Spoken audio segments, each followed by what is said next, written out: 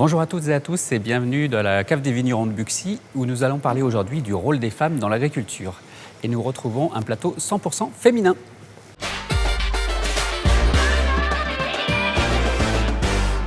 Et donc nous sommes là aujourd'hui pour parler de la place des femmes en agriculture, sur leurs exploitations mais aussi dans les organisations collectives. Et nous avons un joli plateau 100% féminin.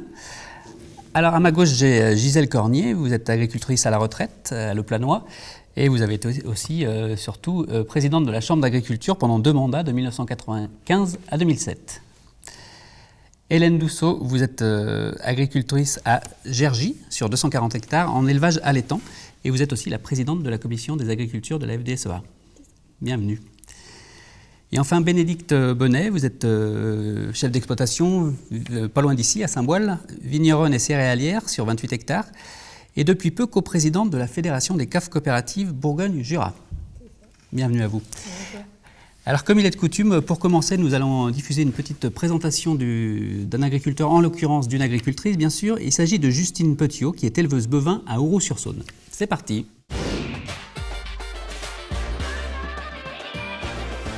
Donc j'ai une exploitation de polyculture élevage. On fait 110 vélages et on cultive 190 hectares de culture. On a une superficie totale de 310 hectares. On est 100% charolais et tout en insémination. Donc j'ai repris une exploitation sur ma commune. Donc je ne faisais pas partie du cadre familial. Ensuite, je me suis associée avec mon cousin. Mon cousin a repris la ferme de son papa et on a fait un GAEC. Moi, je suis sur toute la partie élevage. Et mon associé, tout ce qui est la partie culture. C'est quand même un rêve depuis toute petite. J'ai passé beaucoup de temps justement avec mon cousin qui était déjà dans une exploitation.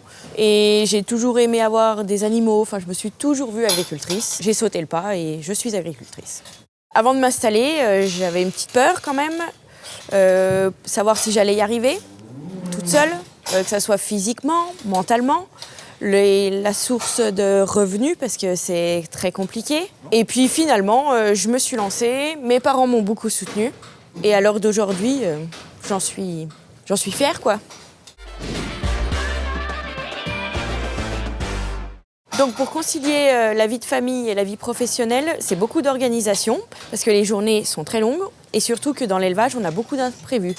Dont des naissances en pleine nuit, des vaches qui sont malades, donc c'est 7 jours sur 7. Donc toutes les femmes aujourd'hui ont leur place dans l'agriculture et pas que pour les tâches administratives. Avec un équipement adapté aujourd'hui, nous pouvons accomplir toutes les tâches sur notre exploitation. Même si je me lève à 6 h du matin tous les jours, je ne me vois pas faire un autre métier que le métier d'éleveuse. Pour moi, c'est le plus beau métier et le plus beau rôle, donner naissance aussi, faire beaucoup de naissances à l'année. C'est des moments magiques.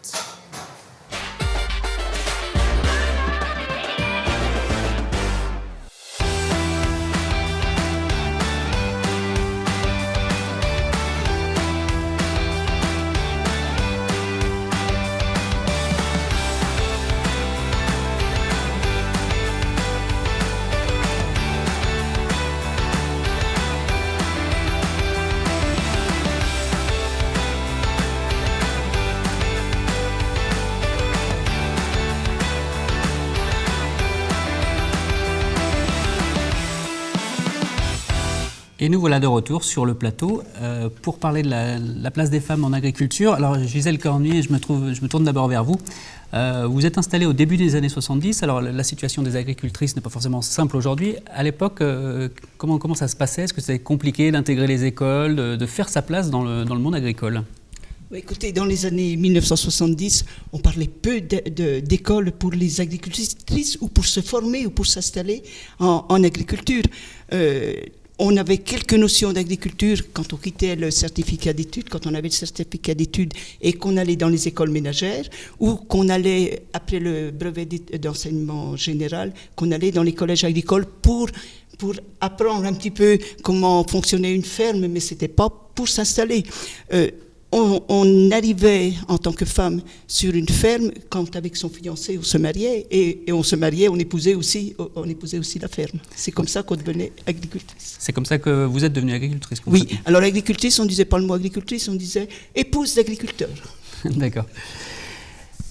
Vous, votre installation, Hélène Dousseau, comment ça s'est passé? Alors là, on fait un bond dans le temps, on est en 2006. Est-ce qu'en 2006, une installation ça a été facile, d'autant que vous étiez installé seul dans un premier temps, c'est ça, ou en GAEC avec votre père? Oui.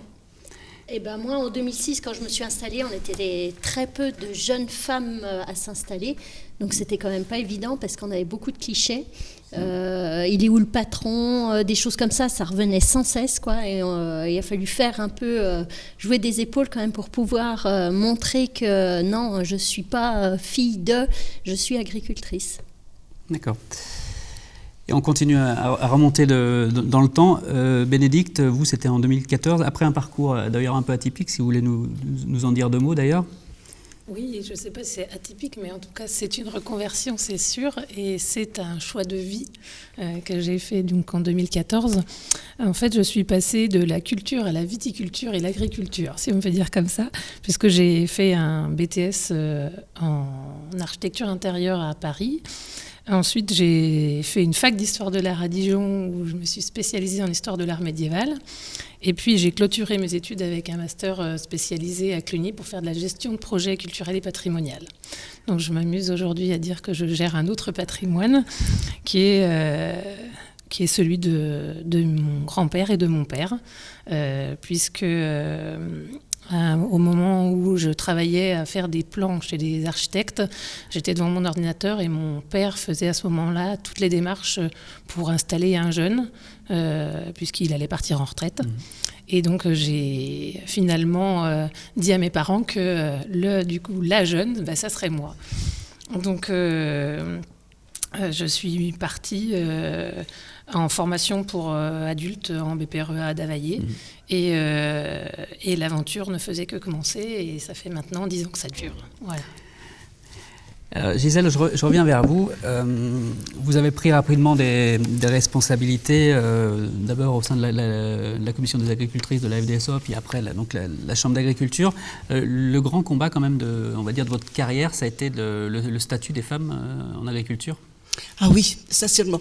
Mais moi, je vais vous dire, j'étais sur une ferme avec mon mari en Bresse, une ferme de polyculture élevage, et c'est vrai que j'ai trouvé ma place, mais après je me suis trouvée quand même très restreinte sur cette ferme et j'ai voulu aller voir ailleurs et je suis entrée déléguée locale du syndicalisme, déléguée cantonale et après déléguée départementale. Et là c'est une richesse quand on arrive, enfin c'est une richesse à tous les échelons, mais quand on arrive au niveau du département, on découvre des tas de choses et c'est là que j'ai découvert d'abord qu'il y avait la mise en place des 200 heures actives agricoles, c'est-à-dire que c'était de la promotion avec des financements de la région, de l'État, des conseils départementaux et régionaux pour promouvoir la place des femmes dans les exploitations. Alors il fallait déjà s'investir là-dedans et convaincre les agricultrices d'aller en formation 200 heures, c'était sur 2 hivers, partir une journée de leur exploitation, laisser le mari devant son assiette de soupe le midi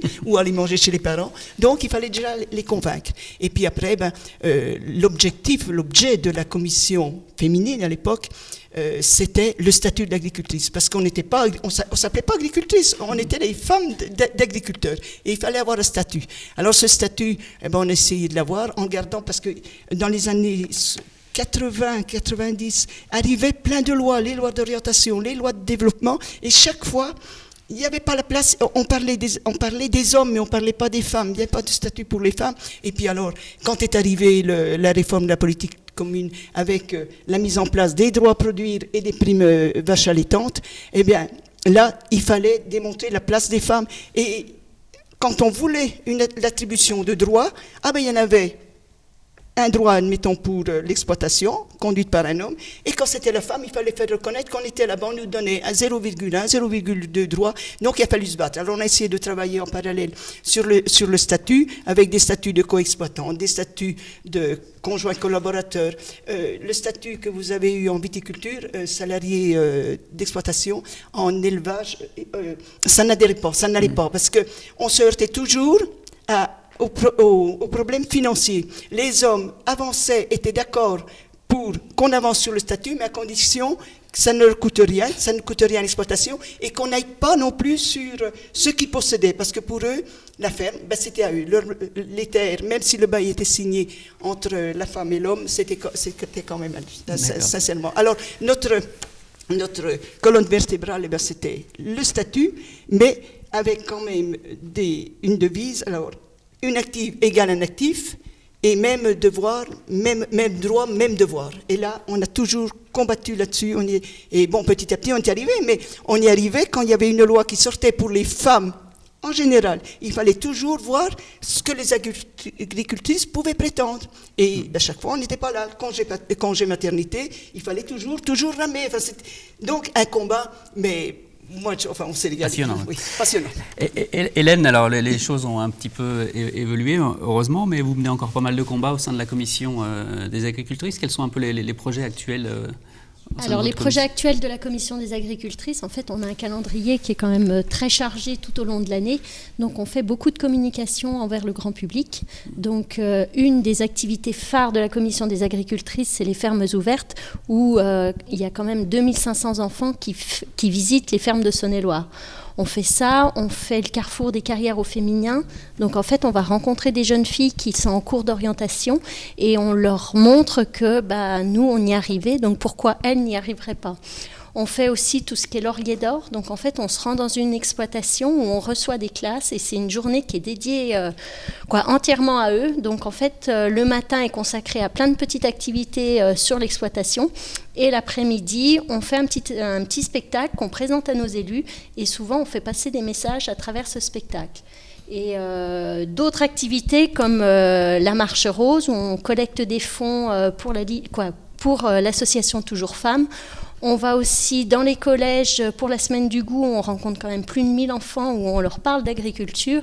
Et le dernier projet qu'on a mis en place, c'est la création d'une pièce de théâtre qui s'appelle Nana des Champs. Et en fait, on l'a écrit en totalité, on a pris des cours de théâtre, on l'a mis en scène, on l'a joué. Et en fait, on parle d'agriculture, mais de manière légère. Donc, on aborde un peu tous les thèmes, que ce soit les réseaux sociaux, les nouvelles technologies, les égalités hommes-femmes, mais de manière légère et humoristique. D'accord, on ne s'ennuie pas à la commission des agricultrices. Bénédicte, je voulais peut-être vous poser une question qui va paraître un peu tabou. Est-ce qu'il y a des limites physiques au métier d'agriculteur, d'agricultrice ? Est-ce que vous arrivez à faire tous les travaux ou est-ce que c'est compliqué ou est-ce qu'il y a d'autres manières d'y parvenir ? Oui, en fait, je dirais simplement que notre métier en tant que chef d'exploitation ne se résume pas à notre physique, voilà, et que la force ne devrait plus aujourd'hui être un sujet parce qu'on a tellement de moyens de pouvoir pallier à tout ça qu'aujourd'hui... Aujourd'hui, on peut, je dirais que oui, on peut pallier à tout ça et on peut arriver, au même titre qu'un homme, à répondre à toutes les problématiques du quotidien, y compris celle d'être mère. D'accord. Bon, donc c'était une question qui n'avait pas lieu d'être que je pose pour la dernière fois.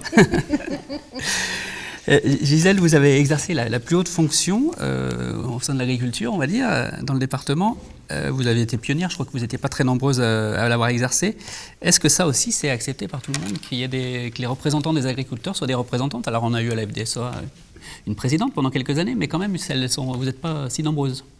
Écoutez, je pense que ça a été accepté. Hein. Alors moi, ce que j'ai mis un point d'honneur quand j'ai été élue, dans le Charolais, il y a beaucoup de concours, beaucoup de foires. Alors j'allais à tous les concours, à toutes les foires. Je saluais les mains des éleveurs, mais je ne parlais pas technique. Hein. Je leur parlais, je disais, vous avez de beaux animaux et tout, comment ça va sur la ferme, les bélages, ça se passe bien et tout. Et c'est comme ça qu'ils m'ont connu. En viticulture, j'ai fait toutes les assemblées générales de caves coopératives. Alors j'allais au contact des gens et c'est comme ça, je pense que ça a été bien vécu, mais ça n'a pas empêché que certaines fois, pour mettre en place, entre autres, le projet de l'Institut Charolais, on m'a dit, vous, la laitière, vous retournez en Bresse, vous êtes une potiche, vous ne servez à rien. Et c'est dur quand vous rentrez chez vous. Mais bon, ça fait partie de... C'était pour déstabiliser, mais c'était pas très facile à vivre. Et Hélène, on a l'impression qu'aujourd'hui, les agricultrices actrices, du coup, jouent un rôle essentiel dans la communication auprès du grand public sur le métier, parce que c'est un défi important pour l'agriculture aussi de parler de son métier aujourd'hui. Et on a l'impression que les femmes prennent ce dossier à bras-le-corps, on va dire. Eh ben, c'est un des dossiers qu'elles prennent justement à bras-le-corps, parce qu'en fait, c'est important qu'on aille parler de notre métier vers le grand public. Donc, on est toujours en contact, que ce soit vers des citoyens ou bien vers les jeunes, parce qu'en fait, tous ces enfants dans des écoles, ce seront les consommateurs de demain. Donc c'est important qu'ils soient informés de ce qu'on fait, parce qu'on fait quand même des belles choses sur nos fermes, et c'est important de communiquer, que ce soit par le biais des fermes ouvertes, mais aussi par les réseaux sociaux. On se forme à faire des vidéos pour toujours parler de notre métier, parce qu'on l'aime ce métier, et c'est important qu'on montre ce qu'on fait dans nos fermes. Et c'est en montrant que les gens, ils changeront, je pense, d'avis, et qu'ils se rendront compte que les agriculteurs, ils font quand même des choses bien, qu'ils n'entretiennent pas que le paysage. D'accord. Bénédicte, vous avez intégré la Fédération des caves coopératives. Aujourd'hui, est-ce que vous avez l'impression qu'il faut faire sa place plus qu'un homme, ou que non, la voie est ouverte aujourd'hui, puisque je crois que vous êtes non seulement à la Fédération des caves coopératives, mais vous êtes membre d'une CUMA, si je ne me trompe pas. Oui. Alors, déjà, je voudrais dire que j'ai rien contre les hommes. Hein. Tout ce que je vais dire, c'est simplement un constat que j'ai fait, et puis parce qu'on a discuté aussi entre nous. Je dirais que ça progresse. Mais je vois encore des femmes dans le milieu agricole et viticole autour de moi qui travaillent avec leur mari, avec leur fils, avec leur gendre, avec leurs compagnons ou leurs associés, qui sont quand même pas considérés à leur juste valeur. Je rebondis un peu sur ce que Gisèle disait quand même il y a quand même quelques années. C'est encore un peu ça. Alors peut-être que c'est leur choix aujourd'hui, il faudrait peut-être leur poser la question. Mais par ailleurs, quand c'est une femme qui tient les rênes de l'exploitation, on lui demande presque tout le temps si elle travaille avec son conjoint. Elle n'a pas le droit, elle est toute seule. C'est encore d'actualité. Et pour ma part, je pense quand même qu'il faut quand même faire plus de preuves. On a quand même encore des preuves à faire, plus qu'un homme. Parce que physiquement, parce qu'on l'attend au tournant quand même. Il n'y a pas à dire, voilà. Et puis intellectuellement aussi, parce que face à une assemblée d'hommes, il va falloir quand même plus de temps pour faire entendre sa voix. Quand même, ça c'est un constat que j'ai fait. Aussi, je pense qu'il faudrait simplement qu'on prenne conscience qu'on ne se comporte pas de la même façon avec un homme ou une femme, et puis ça serait déjà un bon début, je pense. Voilà. Et puis, c'est juste par rapport, justement, pour rebondir sur la question du physique de tout à l'heure, est-ce qu'on la pose à un jeune homme ? Non, on ne la pose pas à un jeune homme. Voilà.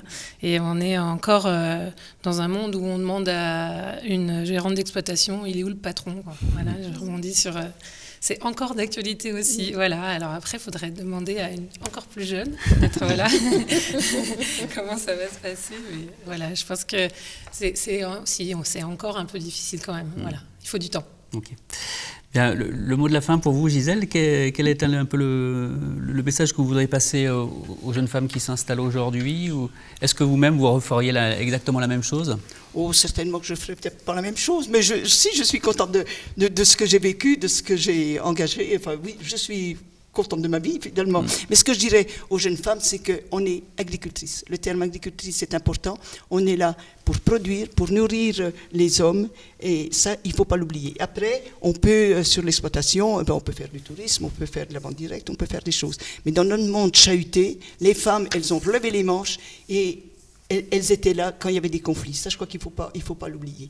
La deuxième chose que je voudrais dire à vous, responsables, continuez à faire de la communication comme vous faites, parce que vous passez bien avec vos mots simples auprès du jeune public, auprès des enfants. Vous leur dites, voilà, un grain de blé, on le met là, il va sortir. C'est pas technique, mais c'est important, et auprès de la société. Et puis la troisième chose, le gouvernement va travailler sur la souveraineté agricole. Soyez vigilantes pour voir ce qu'il va mettre dedans, parce que s'il parle des personnes qui travaillent en agriculture, soyez vigilantes qu'ils mettent, que ce soit écrit hommes et femmes, parce que sinon vous allez encore ramer derrière. Merci pour ce mot de la fin. Donc il y a encore du travail, donc il y aura encore des débats certainement sur ce sujet dans les années à venir. Alors si vous aimez votre territoire et votre agriculture, n'hésitez pas à liker et à partager nos vidéos sur les réseaux. Je remercie donc nos invités qui ont été toutes les trois très, très brillantes. Je remercie Pascal Sandrin et ses acolytes à la technique. Je remercie Anissa Khalil qui s'occupe de nos réseaux sociaux. Merci à toute l'équipe de l'Exploitant de Saône-et-Loire et particulièrement à Cédric Michelin et David Bergeret. Et enfin, merci à nos fidèles partenaires sans qui cette émission n'existerait pas. La Chambre d'agriculture de Saône-et-Loire, le département, le Crédit agricole du Centre-Est, le groupe FDSEA 71 et l'interprofession Interbev qui nous propose ses recettes comme de coutume. Donc là, nous allons finir par un tartare de bœuf aux noix et au parmesan. Bon appétit et à bientôt.